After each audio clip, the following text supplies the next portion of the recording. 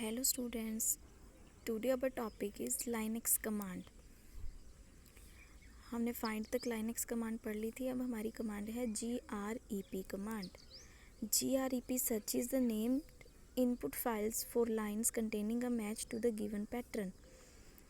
grep command क्या करता है हमारा कि कोई भी फाइल में किसी स्ट्रिंग को सर्च करता है. जैसे MS वर्ड में हम फाइंड कमांड के साथ कोई वर्ड अगर हमें सर्च करना होता है तो हम उसे सर्च कर सकते हैं. तो वैसे ही लाइनक्स के केस में grep कमांड है जो हमें फाइल के अंदर कुछ सर्च करना हो, कोई भी वर्ड अगर हमें सर्च करना हो तो हम उसे सर्च कर सकते हैं.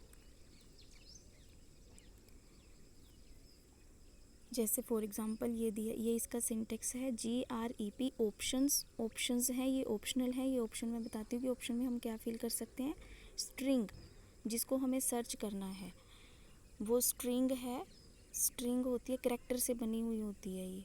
और फाइल नेम जिस फाइल के अंदर हमें सर्च करनी है कोई चीज़ वो फाइल का नेम. तो ये एग्जांपल दी हुई है. जैसे है हमारा grep हेलो हमारी स्ट्रिंग है. हमें हेलो वर्ड को सर्च करना है. कौन सी फाइल में? फर्स्ट डॉट टेक्स्ट फाइल में. फर्स्ट डॉट टेक्स्ट हमारी एक फ़ाइल है, उसके अंदर हमें हेलो वर्ड को सर्च करना है. तो हम इसको ऐसे लिखेंगे grep hello first dot text. यहाँ पे फाइल का नाम, यहाँ पे एग्जांपल दिए फर्स्ट डॉट टेक्स्ट. आप अपनी फ़ाइल का नाम लिख सकते हो और जिस वर्ड को सर्च करना है वो वर्ड लिख सकते हो यहाँ पे.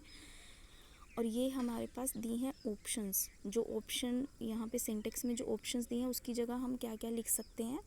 ये ऑप्शनल है, लिखना चाहते हो तो लिख भी सकते हो, नहीं लिखना है तो मत लिखो.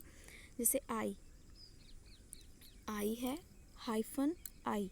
ये क्या करता है? इग्नोर द केस को इग्नोर करता है. मतलब ये जो हेलो वर्ड हम सर्च कर रहे हैं ये कैपिटल में भी हो सकता है, स्मॉल में भी हो सकता है फाइल के अंदर.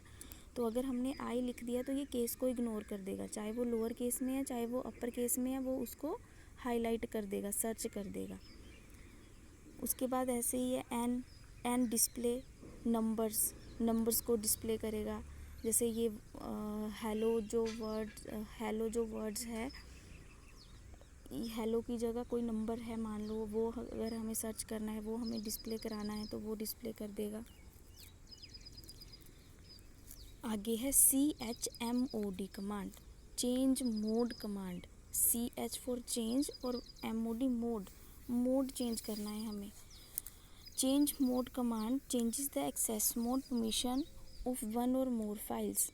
Only the owner of a file or a privileged user में चेंज द मोड. जो फाइल का ओनर है, जो उस फाइल को किसी फाइल को एक्सेस कर सकता है लाइनक्स के अंदर, या जिसे परमिशन है उस फाइल को एक्सेस करने की, वही मोड को चेंज कर सकता है फाइल के. मोड का मतलब है कि फाइल के मोड हैं कि जैसे हम उस फाइल को रीड कर सकते हैं, एग्जीक्यूट कर सकते हैं, उसमें कुछ चेंजेस कर सकते हैं, राइट कर सकते हैं. ये है उसके मोड. ये है जैसे कि हमारे पास मोड है, हमारे पास read, write, execute. Capital X है हमारे पास. Execute if file is a directory or already has execute permission for some user. Users present permission. G group present permission. ये हमारे पास परमिशंस हैं. और ये यू स्मॉल यू रिप्रेजेंट करता है यूज़र को, स्मॉल जी रिप्रेजेंट करता है ग्रुप को, ओ रिप्रेजेंट करता है अदर, और ए फॉर ऑल. और ये है हमारे पास सिंबल्स. जैसे प्लस सिंबल है तो हम उसमें परमिशन ऐड कर सकते हैं. मान लो किसी यूज़र को हमने परमिशन दी है फाइल को रीड करने की, अब हम उसे फाइल को राइट करने की भी परमिशन देना चाहते हैं. तो हम क्या करेंगे, उसमें प्लस ऐड करके उस परमिशन का नाम लिख देंगे. जैसे W फॉर राइट है तो प्लस W, मतलब रीड की पहले मिली थी, अब हमें उसे राइट की भी देनी है तो R प्लस W. अब होगी रीड और राइट दोनों की. ऐसे माइनस का सिंबल हम लगाते हैं रिमूव परमिशन. किसी को जो परमिशन ग्रांट की हुई है उसको वापस ले लेना हमें. और equal to assign permission and remove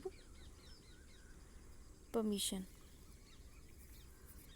ये एग्जांपल से देखते हैं हम। ये है इसका सिंटेक्स चेंज मोड कमांड का, CHMOD, ये ऑप्शंस लिखेंगे बीच में, ये ऑप्शनल है। उसके बाद मोड फाइल्स, तो ये हम देखते हैं आगे।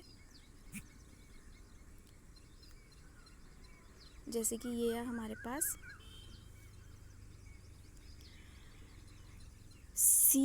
एग्जाम्पल है ये CHMOD U फॉर यूज़र को दे रहे हैं हम permission, equal to R for read, फिर W फॉर राइट, फिर X for execute. U means user को हम परमिशन दे रहे हैं फाइल को रीड करने की, राइट करने की, X फॉर एग्जीक्यूट करने की। आगे है G होता है ग्रुप के लिए, ग्रुप को परमिशन दे रहे हैं फाइल को रीड करने की और एग्जीक्यूट करने की बस। और O फॉर अदर्स के लिए, अदर यूज़र जो हैं उनको हम सिर्फ परमिशन दे रहे हैं R फॉर राइट करने की। कौन सी फाइल को? ये फाइल का नाम लिखा है आगे माई फाइल जो है उस फाइल को एक्सेस करने की परमिशंस हम दे रहे हैं सिर्फ U for user, G for group और O फॉर अदर को। U को क्या क्या दे रहे हैं वो हमने इक्वल टू साइन के आगे लिखा है, ग्रुप को क्या क्या परमिशन दे रहे हैं और O को क्या क्या परमिशन दे रहे हैं। तो ये है हमारी चेंज मोड कमांड। इस जहाँ पे हमने ये लिखा है रीड, राइट, एग्जीक्यूट, इनको हम नंबर्स में भी लिख सकते हैं, न्यूमेरिक वैल्यूज़ में। तो ये हैं वो न्यूमेरिक में कैसे लिखते हैं, 4 स्टैंड्स फॉर रीड, R की जगह हम 4 लिख सकते हैं, राइट W की जगह हम 2 लिख सकते हैं, एग्जीक्यूट X की जगह हम 1 लिख सकते हैं, और 0 अगर कोई भी परमिशन नहीं देनी है तो हम उसकी जगह क्या लिख देते हैं, 0। उसके बाद है ये हमारे पास 7 is the combination of permission 4 + 2 + 1। अगर हम 7 लिखते हैं तो 7 का मतलब है कि उसको रीड की भी परमिशन है, राइट की भी परमिशन है और एग्जीक्यूट की भी परमिशन है। ऐसे ही हमारे पास 5, अगर हम 5 लिखते हैं तो 5 का मतलब है कि 4 + 0 + 1, मतलब रीड की भी, नो राइट एंड एग्जीक्यूट। तो ये है न्यूमेरिक वैल्यूज़, 0 से लेके 7 तक न्यूमेरिक वैल्यूज़ का भी यूज़ कर सकते हैं हम चेंज मोड कमांड के अंदर। और बाकी हम ये अल्फ़ाबेट्स लिख सकते हैं R, W, X, capital X और U, G, O, A for all, सभी को देनी है परमिशन। जो लाइनक्स में काम कर रहे हैं सभी को परमिशन देनी है, तो हम उसके लिए A लिख देते हैं। नेक्स्ट कमांड है हमारे पास कनकैटिनेट कमांड, कैट कमांड है हमारे पास। द कैट शॉर्ट फॉर कनकैटिनेट होता है कि हमें जब 2 या 2 से ज़्यादा स्ट्रिंग्स हैं उनको कनकैटिनेट करना है, ज्वाइन करना है, कंबाइन कर देना है उनको। तो concatenate command is one of the most frequently used command in Linux operating system.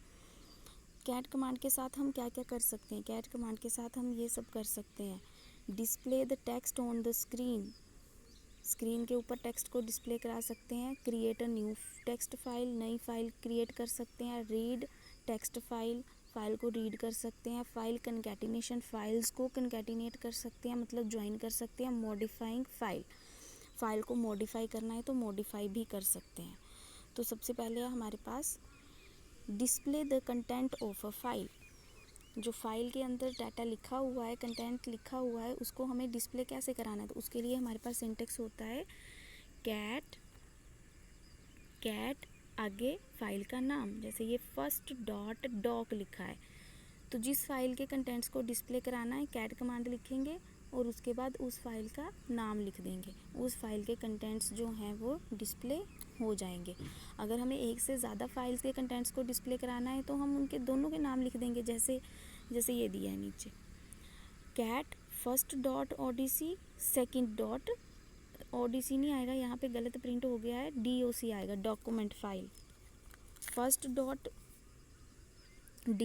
second.doc। तो ये दोनों फाइल्स के कंटेंट्स को डिस्प्ले कर देगा। क्रिएट अ न्यू फाइल, अगर हमें नई फाइल बनानी है तो उसके लिए भी हम कैट कमांड लगाते हैं। बस सिंटेक्स अलग अलग है सभी का। डिस्प्ले कराने का सिंटेक्स है ये, सीधा कैट लिखेंगे, उसके बाद उस फाइल का नाम लिख देंगे जिसको डिस्प्ले कराना है। नई फाइल अगर हमें क्रिएट करनी है तो हम क्या लिखेंगे, कैट लिखेंगे, फिर ग्रेटर देन का सिंबल लगाएंगे, फिर जिस नाम से फ़ाइल क्रिएट करनी है नई, वो फाइल का नाम लिखेंगे। जैसे मुझे अपने नाम से ही बनानी है तो मैं अपना नाम लिखूँगी, तो मेरे नाम से वो फ़ाइल क्रिएट हो जाएगी।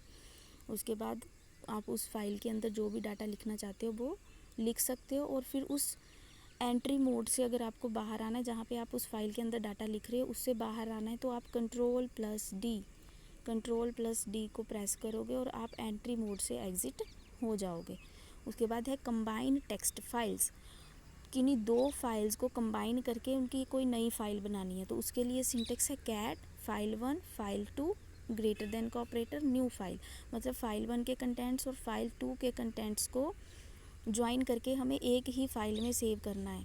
तो file1 file2 ग्रेटर देन का सिंबल और नई फाइल, जो नई फाइल बनेगी आपकी जिसमें ये दोनों के कंटेंट्स आ जाएंगे। उसके बाद append data to a text file.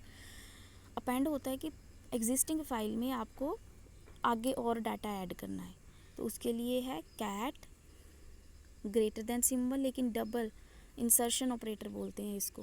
दो इंसर्शन ऑपरेटर लगाने हैं, उसके बाद फाइल का नाम, एग्जिस्टिंग फाइल का नाम आएगा जो पहले से बनी हुई है, उसमें अगर आपको डाटा ऐड करना है और आगे डाटा ऐड करना है तो आप उसके लिए ये सिंटेक्स लिखते हो कैट दो insertion operator first dot text. यहाँ पे एग्जांपल दिया, आप जो फाइल होगी आपकी बनी हुई जिसमें आप डाटा ऐड करना चाहते हो वो नेम लिख सकते हो। Thank you.